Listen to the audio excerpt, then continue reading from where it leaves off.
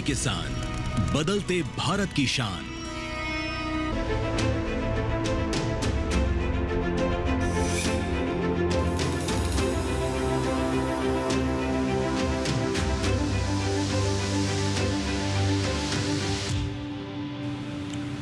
नमस्कार, आप सभी का स्वागत है दूरदर्शन किसान पर। आप देख रहे हैं हमारा खास कार्यक्रम मौसम खबर। मैं हूं आपके साथ पुलकित शुक्ला। मौसम खबर के इस कार्यक्रम में हम आपको बताते हैं देश भर के राज्यों में बदलते हुए मौसम का हाल कैसा है, बरसात को लेकर क्या संभावना है, वायु गुणवत्ता कैसी है, पर्यटन स्थलों पर कैसा रहेगा मौसम। लेकिन शुरुआत हम करेंगे बड़ी खबरों से। मौसम के लिहाज से 5 बड़ी खबरें क्या हैं और क्या कुछ परिवर्तन देखने को मिलने वाला है, इसके बारे में जानते हैं। सबसे पहले बात कर्नाटक की करते हैं। मूसलाधार बारिश की संभावना बताई गई है यहाँ पर। केरल की बात करें, भारी बरसात का अनुमान है केरल में। मौसम में बड़ा परिवर्तन नजर बना के रखें, बड़ी खबर है मौसम के लिहाज से। वहीं बात करें कोंकण की, जहाँ पर भारी बारिश की आशंका बताई गई है, तो यहाँ पर भी बरसात को लेकर संकेत जारी किए गए हैं, बड़ी खबर मौसम के लिहाज से। बात करें पश्चिमी राजस्थान की, आ सकती है तेज आंधी। आंधी को लेकर पश्चिमी राजस्थान में संकेत जारी किए गए हैं, मौसम के लिहाज से बड़ी खबर है।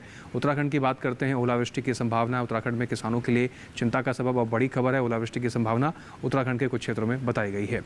ये बात हुई 5 बड़ी खबरों की। मौसम खबर में अब आगे बढ़ेंगे और अब बात करेंगे अगले सेगमेंट की, जिसका नाम है मौसम अलर्ट।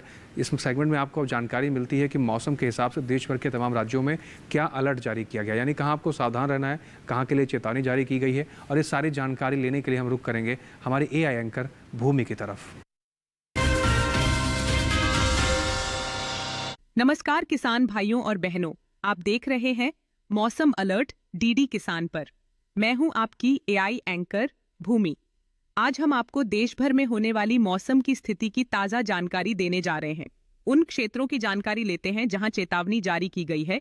तटीय कर्नाटक में कहीं कहीं मूसलाधार बरसात और कहीं कहीं गरज के साथ बहुत तेज हवाएं चल सकती हैं।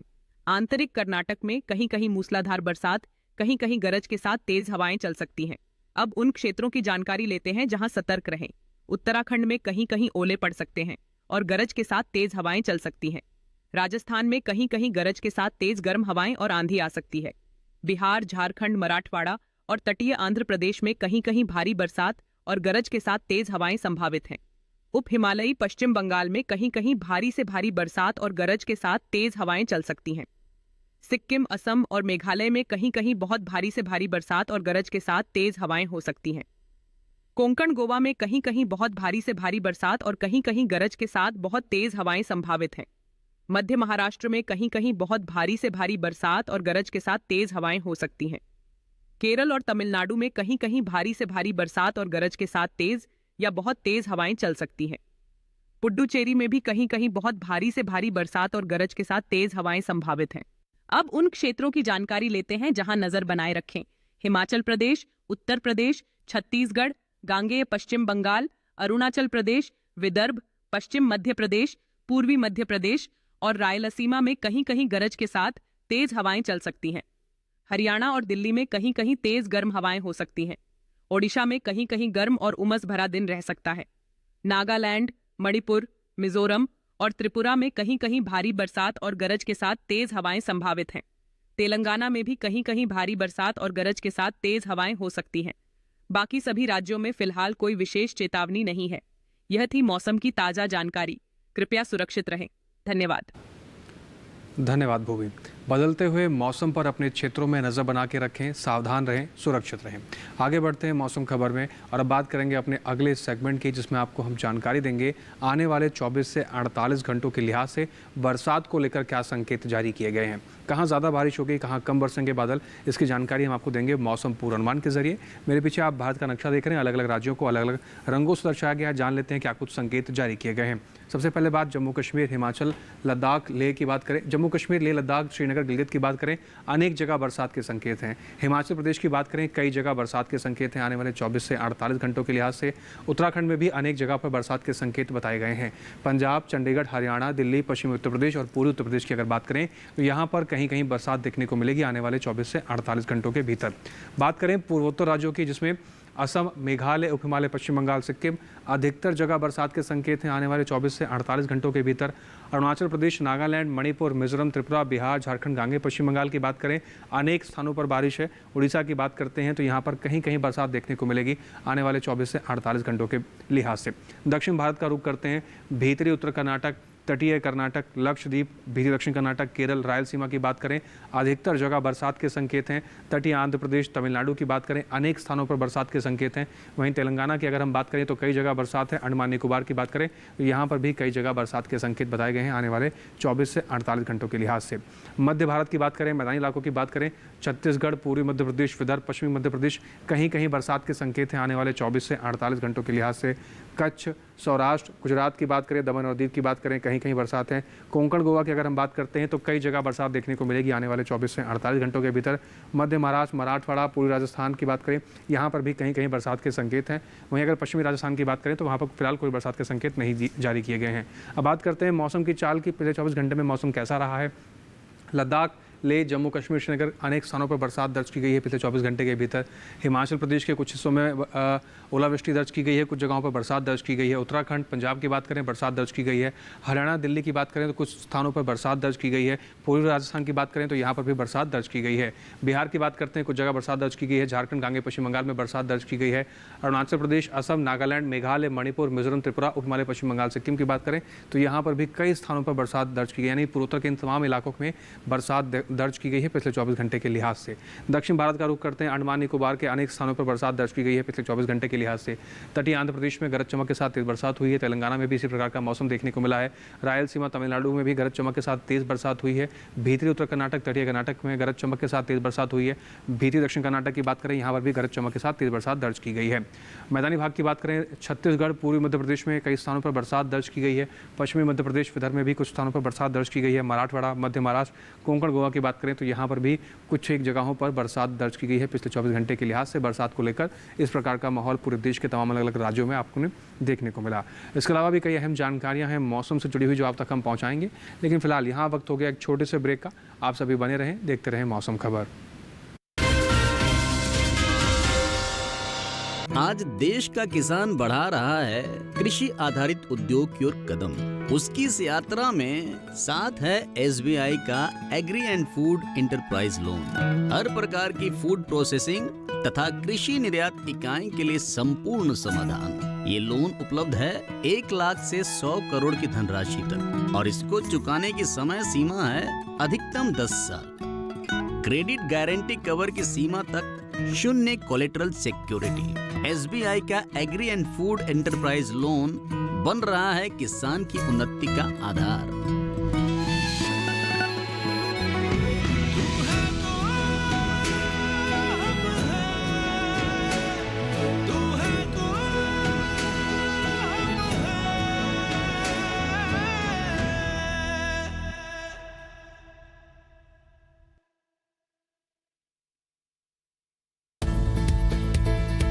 किस फसल की क्या है चाल, किस मंडी का क्या है हाल, उतरते चढ़ते भाव का असर, आयात निर्यात का क्या है असर, कैसा रहेगा आगे बाजार, बताएंगे मंडियों के जानकार। देखिए मंडी खबर सोमवार से शनिवार शाम 5 बजे सिर्फ दूरदर्शन किसान चैनल पर।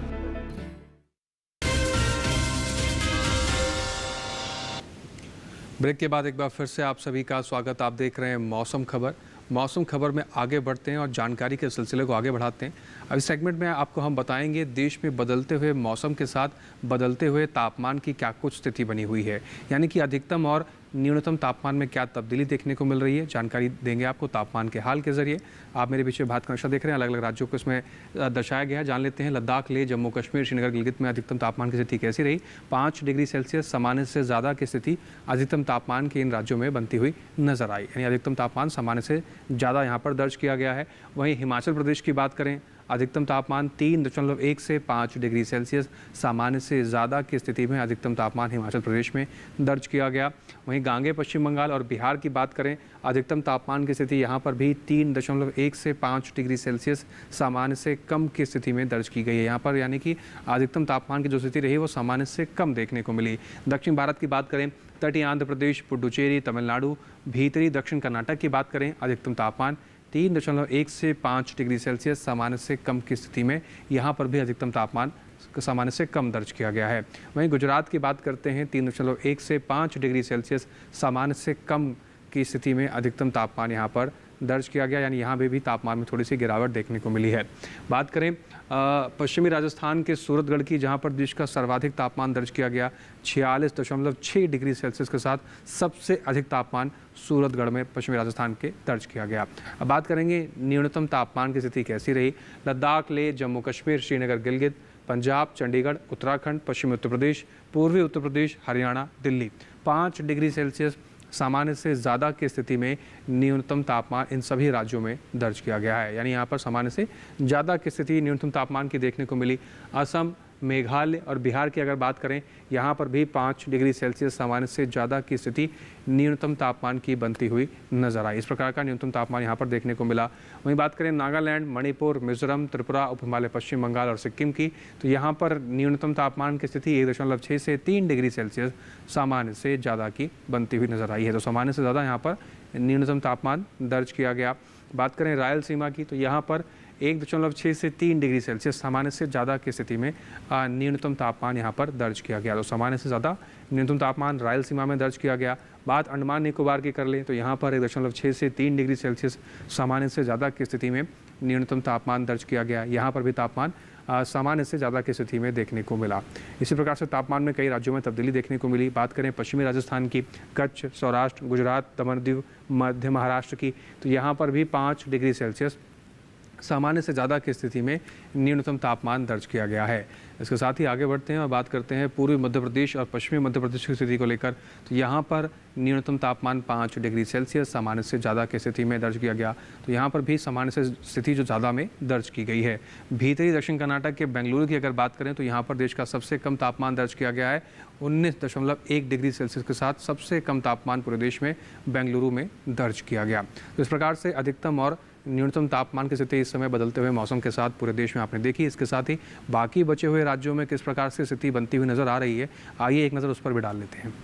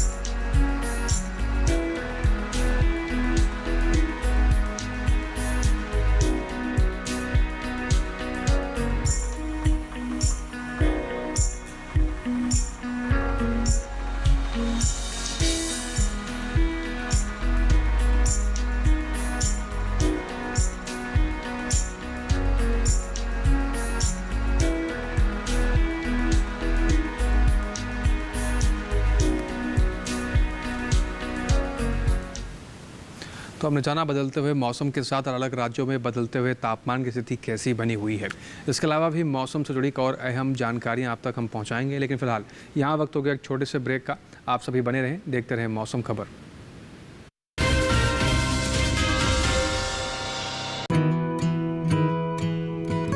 किसान सिर्फ अन्न नहीं उगाते, सपने भी उगाना जानते हैं। इन्हीं सपनों के लिए फसल उगाने का खर्च कवर करता है SBI का किसान समृद्धि ऋण, जो पूरी करे प्रगतिशील किसान की हर आवश्यकता। ये लोन उपलब्ध है 5 लाख से 50 करोड़ की धनराशि तक। इस लोन में मिलती है क्रॉप साइकिल के अनुसार भुगतान की सुविधा। सिक्योरिटी के रूप में मान्य है एग्रीकल्चरल लैंड या कोई अन्य मान्य संपत्ति। इस तरह SBI का किसान समृद्धि ऋण बन रहा है किसान की उन्नति का आधार।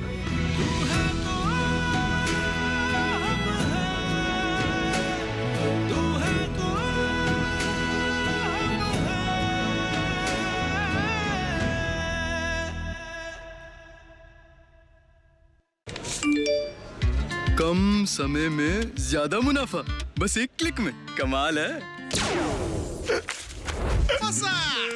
अनजान लिंक्स पर क्लिक मत कीजिए। RBI कहता है जानकार बनिए, सतर्क रहिए। ब्रेक के बाद एक बार फिर से आप सभी का स्वागत। आप देख रहे हैं मौसम खबर। आगे बढ़ते हैं मौसम खबर में और रुख करेंगे अपने अगले सेगमेंट्स का, जिसमें आपको हम जानकारी देंगे देश भर के तमाम राज्यों में बदलती हुई वायु गुणवत्ता की स्थिति क्या है और किस श्रेणी में दर्ज की गई है। और इस जानकारी को लेने के लिए एक बार फिर से रुख करेंगे अपने AI एंकर भूमि की तरफ। अब बढ़ते हैं आगे और जानते हैं कि देश के अलग अलग राज्यों में वायु की गुणवत्ता कैसी है। सबसे पहले बात करते हैं देश की राजधानी दिल्ली की, जहां वायु की गुणवत्ता सूचकांक 200 दर्ज किया गया, जो कि कम खराब की श्रेणी में है। पुणे की बात करें तो यहां वायु की गुणवत्ता संतोषजनक रही, यहां वायु गुणवत्ता सूचकांक 90 दर्ज किया गया। वहीं मुंबई की बात करें तो यहां भी वायु की गुणवत्ता संतोषजनक रही, यहां गुणवत्ता सूचकांक 75 दर्ज हुआ। कोलकाता में गुणवत्ता सूचकांक 40 दर्ज किया गया, जो कि अच्छा है। वहीं बेंगलुरु में वायु गुणवत्ता सूचकांक 58 दर्ज किया गया, जो कि संतोषजनक है। लखनऊ की बात करें तो यहां भी वायु गुणवत्ता औसत रही, यहां सूचकांक 120 दर्ज किया गया। पटना की बात करें तो यहां की वायु गुणवत्ता सूचकांक 87 दर्ज किया गया, जो संतोषजनक है। वहीं हैदराबाद में गुणवत्ता सूचकांक 77 दर्ज हुआ, जो संतोषजनक की श्रेणी में आता है। अहमदाबाद में वायु की गुणवत्ता संतोषजनक रही, यहां गुणवत्ता सूचकांक 81 दर्ज किया गया। कृपया अपनी सेहत का ध्यान रखें। हम फिर मिलेंगे, तब तक के लिए नमस्कार। धन्यवाद भूमि। तो आपने देखा कि देश के अलग अलग राज्यों में बदलती हुई वायु गुणवत्ता कैसी रही और किस श्रेणी में दर्ज की गई है। आगे बढ़ेंगे और अब बात करेंगे अपने अगले सेगमेंट की, जिसमें आपको जानकारी हम देते हैं कि बदलते हुए मौसम के साथ हमारे देश के अलग अलग राज्यों में जो खेतों में लगी हुई फसलें हैं उनकी देखभाल कैसे करनी है। जैसे कि आप सभी जान रहे हैं कि मौसम में तेज़ी से बदलाव हो रहा है। कहीं पर ज़रूरत से ज़्यादा बरसात इस समय दर्ज की जा रही है और कहीं पर तापमान में ज़्यादा वृद्धि देखने को मिल रही है। ऐसे में फसलों की देखभाल करना उचित तरीके से काफ़ी ज़्यादा महत्वपूर्ण हो जाता है। आपको हमेशा हम ये हिदायत देते हैं कि कृषि विशेषज्ञों की सलाह पर बताई गई बातों के अनुसार अगर आप फसलों की देखभाल करेंगे तो आपको अच्छी पैदावार मिलेगी। और इसी सिलसिले को आगे बढ़ाने के लिए हम रुख करेंगे अपने AI एंकर कृषि की तरफ, जो कुछ खास जानकारियां आपको खेती किसानी से जुड़ी हुई बताएंगे। तो आइए सीधा रुख करते हैं AI एंकर कृषि का। नमस्कार, आप देख रहे हैं DD किसान। मैं हूं AI कृषि और आज हम खेती किसानी से संबंधित सलाहों के बारे में पूरी जानकारी देंगे। अरुणाचल प्रदेश के किसान सब्जियों और फसलों के खेतों में उचित जल निकासी की व्यवस्था कर लें। यहाँ के किसान मक्का, भिंडी, लौकी और कद्दू को गिरने से बचाने के लिए सहारा दें। अरुणाचल में इस समय किसान मिर्च, फ्रेंच बीन, भिंडी और टमाटर की पकी फसलों की तुड़ाई कर लें। असम के पहाड़ी इलाकों में किसान आहू धान की बुवाई जारी रखें। यहाँ के किसान सब्जियों, नींबू और गन्ने के खेतों में पानी जमा न होने दें। असम के ब्रह्मपुत्र घाटी इलाकों में किसान केला, अदरक, हल्दी और पपीते के नए पौधों का रोपण कर लें। असम के मध्य ब्रह्मपुत्र घाटी इलाकों के किसान साली धान की नर्सरी लगा सकते हैं। साथ ही यहाँ के किसान जूट की बुवाई भी जारी रखें। मेघालय के किसान सब्जियों और फसलों के खेतों में उचित जल निकासी की व्यवस्था कर लें। नागालैंड के किसान बारिश की संभावना के चलते तिल की बुवाई फिलहाल रोक दें। साथ ही यहाँ के किसान केलों को गिरने से बचाने के उपाय कर लें। मणिपुर के किसान सोयाबीन और मूंगफली की बुवाई जारी रखें। यहाँ फूल गोभी और पत्ता गोभी की नर्सरी लगाई जा सकती है। यहाँ इस मौसम में टमाटर और मिर्च के नए पौधों का रोपण किया जा सकता है। मिजोरम के किसान अदरक और हल्दी की खेती जारी रखें। यहाँ के किसान धान को पत्ती विस्फोट रोग से बचाने के लिए जरूरी दवाएं छिड़क लें। त्रिपुरा के किसान ऑस्ट्रेलियाई धान के बीज बोना जारी रखें। यहाँ के किसान सभी खेतों में जल निकासी की व्यवस्था कर लें। इसी तरह कृषि और किसानों से जुड़ी हर महत्वपूर्ण जानकारी के लिए हमारे साथ जुड़े रहिए और देखते रहिए DD किसान। धन्यवाद। तो खेतों में लगी हुई अच्छी फसल की देखभाल और अच्छे उत्पादन के लिए बताई गई सभी बातों का किसान भाई विशेष रूप से ध्यान रखें, तभी आप अच्छा उत्पादन ले पाएंगे और बाजार में उन फसलों का मूल्य भी आपको तभी अच्छी तरीके से मिलेगा। आगे बढ़ते हैं मौसम खबर में और रुख करते हैं अपने अगले सेगमेंट का, जिसका नाम है आज की फसल। आज की फसल में हम बताएंगे आपको एक ऐसी महत्वपूर्ण फसल की जिसकी मांग देश भर के तमाम राज्यों में साल भर बनी रहती है, और एक ऐसी फसल है जिसका हर खाने पीने की चीज़ में अगर जायका लग जाए तो खाने का स्वाद बदल जाता है। जी हाँ, हम बात कर रहे हैं धनिये की फसल को लेकर। धनिये का प्रयोग ज़्यादातर हमारे देश में दो प्रकार से होता है। कुछ लोग उसके पत्तियों का प्रयोग करते हैं, कुछ लोग इसको मसाले के रूप में प्रयोग करते हैं। लेकिन इसकी बुआई को लेकर क्या कुछ सही तरीके की विधि है? किस प्रकार की मिट्टी में धनिया को लगाना चाहिए? किस प्रकार से आप इसको रोगों से बचा सकते हैं? कैसे सिंचाई करनी चाहिए? कैसे इसकी कटाई करनी चाहिए? कौन सा उचित समय है? ये सारी बातें हम आपको बताएंगे इस रिपोर्ट के जरिए।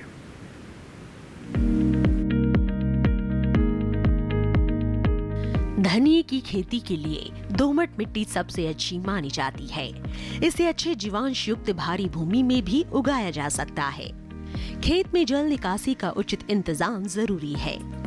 बोने से पहले खेत को अच्छी तरह जोत ले और मिट्टी को भुरभुरा बना ले। साथ ही मिट्टी को समतल कर ले। आखिरी जुताई में 100 से 120 क्विंटल प्रति हेक्टेयर की दर से गोबर की खाद मिला दे। बीज की मात्रा बुआई और सिंचाई की दशा पर निर्भर करती है। सिंचित दशा में 12 से 15 किलो बीज प्रति हेक्टेयर डालें, जबकि असिंचित दशा में इतनी ही जमीन के लिए 25 से 30 किलो बीज की जरूरत होगी। बोने से पहले बीज को उपचारित जरूर कर लें। साथ ही बुआई से पहले बीज को 12 घंटे पानी में भिगो कर रखें। कतार से कतार की दूरी 20 से 30 सेंटीमीटर, जबकि गहराई 2 से 2.5 सेंटीमीटर रखें। पूरी फसल में 4-5 सिंचाई की जरूरत होती है। पहली सिंचाई बुआई के 30 से 35 दिन बाद, दूसरी 60 से 70 दिन बाद, तीसरी 80 से 90 दिनों के बाद और चौथी 100 से 105 दिन बाद करें। पहली सिंचाई के बाद निराई गुड़ाई करके खरपतवार निकाल दें। 1 माह बाद फिर से निराई गुड़ाई करें। खरपतवार की रोकथाम के लिए विशेषज्ञों की सलाह पर उचित दवाओं का छिड़काव करें। धनिये में उकठा रोग चूर्णिल आसिता रोग हो सकता है। इसे ग्रामीण भाषा में दहिया भी कहा जाता है। रोकथाम के लिए रोग अवरोधी प्रजातियां बोकर भी बीमारियों से बचा जा सकता है। फसल चक्र अपनाना भी बेहतर रहता है, लेकिन किसान इस बात का ध्यान रखे कि फसल में किसी भी तरह की दवा का छिड़काव करने से पहले कृषि विशेषज्ञों की सलाह जरूर ले। पूरी फसल होने पर पत्तियों की तुड़ाई सावधानी से करें। ध्यान रहे तोड़ते समय पत्तियां बर्बाद ना होने पाए। 1 हेक्टेयर जमीन से 125 से 140 क्विंटल तक हरी पत्तियां ली जा सकती है।